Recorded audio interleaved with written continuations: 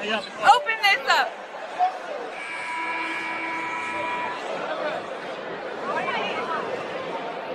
Obviously, I've done this before, okay? Ah! I didn't even notice that! Oh, that's so cute! Hello, guys. Welcome back to TFD. So it looks like Caitlin Clark has picked up a new role, and apparently it's photography. I'm not even kidding. Before we get into it, though, quick shout out to the Fever social media admin, because lately, the posts have actually been pretty entertaining. Either they hired someone new, or the same person just suddenly got way better at their job. So the Fever posted this clip, and it's honestly hilarious. Caitlin is literally on the sideline, taking pictures like she's part of the media crew. And then you see Tyrese Halliburton kind of glance over at her, and his reaction is priceless. He's looking like, wait, is Caitlin Clark really over there taking photos right now? You can almost see him trying not to laugh about it. But apparently, this is actually allowed. The Pacers let us stand there and snap a few pictures on the sideline, which is pretty cool. The funniest part, though, is that if you're going to do that, you still have to wear the official media vest, just like the photographers. Seeing Caitlin Clark in a media vest taking photos is just something you don't expect. Anyway, Caitlin Clark acting as a photographer. You've even got the NBA Brazil page. Please tell me the actual NBA page. Wait, is this actually associated with NBA Brazil? Okay, sorry. Yeah, they're associated with the NBA. That makes more sense. I didn't realize the NBA had changed their logo. I thought it was the NBA logo, or maybe they changed their Twitter picture. That being said, it is a very, very big thing. It is a very big thing seeing what you call it, seeing Caitlin Clark and seeing the NBA still pushing Caitlin Clark, which is really important. That is a really important thing. I want to see the actual NBA page. Can we see if the actual NBA page posted anything about it? And yes, they have Caitlin Clark on the cam. First up, Tyrese and Jade. Obviously, this is a Lakers-Pacers game, which I'm assuming the Lakers are winning, considering how they've been doing. But even the NBA is posting about Caitlin Clark being a photographer at a game, which is good to see. And yes, the Lakers are up 22 points. And Luka Dončić has 21 points in 12 minutes. Hell, that man is a joke. That man is a joke, I'm not gonna lie. But Caitlin Clark obviously getting to see the player she says she models her game after. Is that a bag, or is that something photographers sit on, branded with Caitlin Clark jewels? That's kind of cool. That is kind of cool. Caitlin Clark doing photography when you've got Lake Show Yo posting about you, when you've got Lake Show, like what's next? Is LeBron James gonna be posting? Oh, I'm not followed by Lake Show Yo, am I? I just had this weird thing where I can't remember. I was in a group chat with loads of these accounts at one stage, and I got followed by them. I was like, oh yeah, all these weird NBA accounts. But yeah, it's a very all-around interesting thing, and I think it's cool. I think it's just cool in general seeing Caitlin Clark be in this position. Now look, Bree Lewerk, Caitlin Clark photographer react, said, Caitlin learning in real time the struggle of taking a close-up photo when you're using a 70 to 200 lens. Caitlin replied, don't doubt me, wait till you see the product. Then CC post this, said, see, turned out good for having no flash and zoomed in. Damn, it's looking good. Look at this photo. She takes photos like a professional photographer. Yeah, man, look at this. Tyrese Halliburton with his wife. Bree React again said, can you just be bad at something for once? You're so annoying. Yeah, man, CC take good pictures. Anyway, big camera, long lens attached, ready to shoot. For a second, it almost looked like she had stepped into a completely different job. And the moment fans noticed it, the reactions started pouring in. Because honestly, nobody expected to see Caitlin Clark working as a photographer during an NBA game. But somehow, it actually felt kind of perfect. You could see her lift the camera up to her eye, trying to follow the action on the court. She looked focused, like she was really trying to time the moment just right. But at the same time, you could tell this was something new for her. There was a little hesitation, a little trial and error.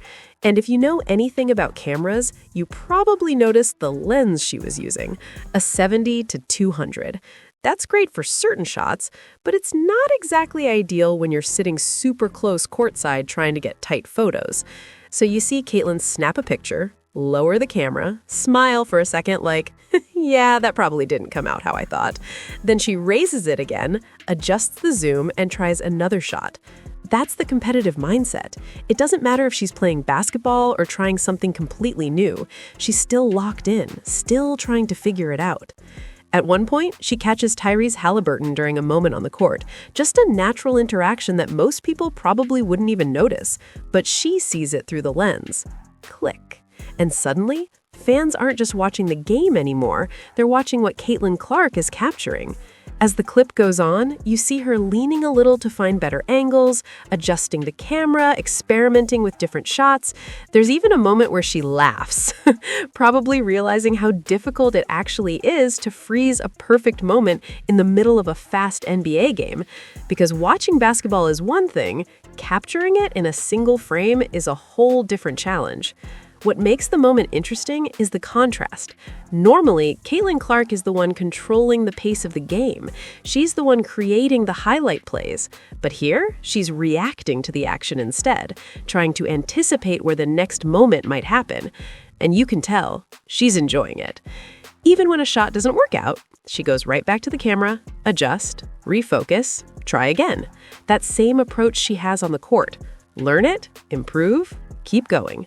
For a moment, she's not the player everyone is watching. She's the one watching the game. And maybe that perspective changes things a little. Because when you spend so much time being the moment, sometimes it's interesting to step back and capture it instead. By the end of the clip, you see her raise the camera again, steady and focused. Click, another photo.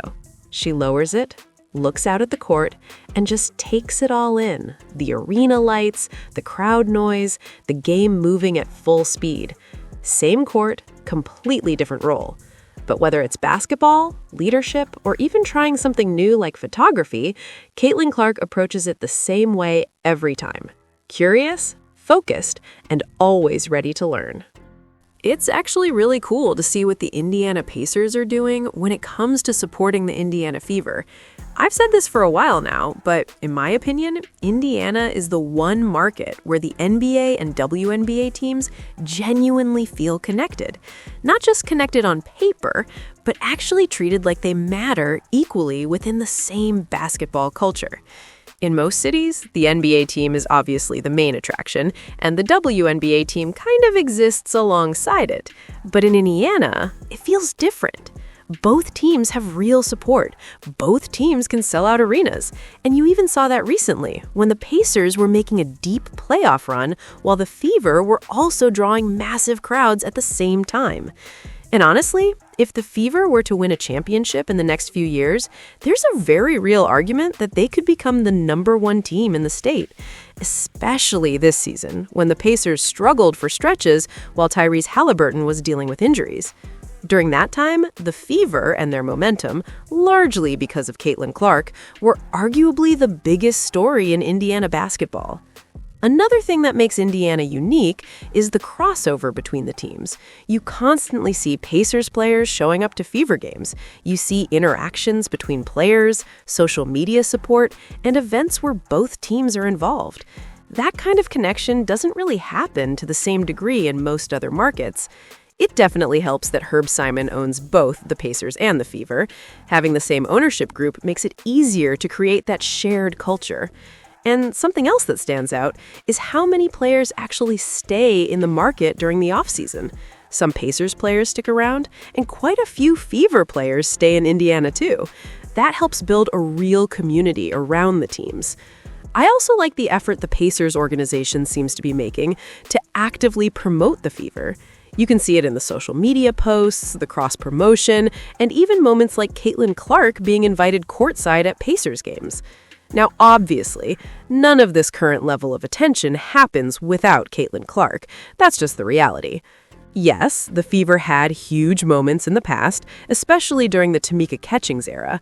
Catchings is still the greatest player in franchise history, and she helped build the foundation for women's basketball in Indiana. But Clark has taken the spotlight to another level. The attention, the crowds, the media coverage, it's all bigger now. That said, if Caitlin Clark truly wants to become the greatest player in Fever history, there's one thing she'll eventually have to do: win a championship. Catchings won a title and built a legendary career in Indiana, so surpassing that legacy won't be easy. And to be fair, the Fever front office still has work to do. Fans were joking recently when the team posted something introducing one of their scouts, and people online were like, "Wait, you guys have a scout?" It turned into this running joke because fans have felt like the team mostly signs players based on previous connections rather than deep scouting. So, there are still things the organization needs to improve, but overall, when it comes to how the Pacers and Fever are connected, Indiana is clearly leading the way compared to other NBA, WNBA markets. You don't really see the same level of interaction with teams like the Suns and Mercury, or the Wizards and Mystics. Even teams with shared ownership, like the Nets and Liberty, don't always show this kind of consistent crossover. Right now, Indiana really feels like the model for how an NBA and WNBA franchise can support each other. But that's just my opinion. Let me know what you guys think in the comments below. Do you agree, or do you think another city does it better? And as always, thank you guys for watching. Please like, comment, and subscribe. Did you notice Caitlin Clark, the photographer, right on the baseline? Photographer? No, Caitlin Clark, the NBA player. Yeah, sorry, I didn't see. You just She was taking a picture. Yeah, she took a picture of you after one of your. She had full on camera right on the baseline. I didn't see that. Do you have a relationship with her, or just? Not really much, but I'm a big fan for sure. I watch a lot of games. Definitely her hooping it's great to watch. So for sure, gotta go on one game to see her.